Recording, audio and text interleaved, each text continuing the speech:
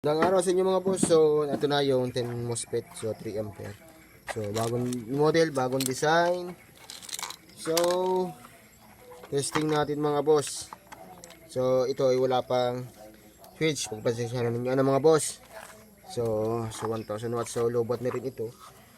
So, yan. 1000 watts. So, lubog natin sa tubig mga boss. Kalubog. Aparato, waterproof, full waterproof. Yan, gumagana pa rin ano mga boss. Yan, full waterproof mga boss yung aparato ano. So ayan, sa mga gusto po magpagawa ng full waterproof na aparato, ayan. So panglagay nyo, ayan, MOSFET type, full waterproof. So magpasyahan nyo mga boss, malulubat na yung battery ko. So ayan, 1000 watts. Yung ahon natin sa tubig. Nakakabit mga boss. Full waterproof. Yan.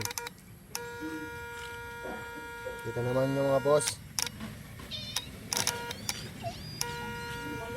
Wala pang switch boss. Yan. Full waterproof. So lubog natin uli.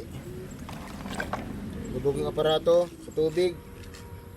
Ayan, gumagana. So, na yung wire. Ayan. Ito, ayan.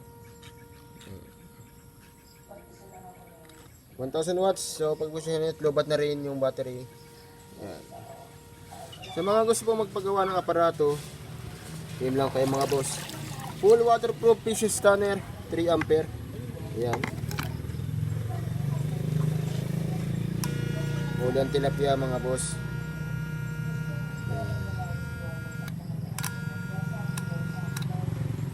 Power.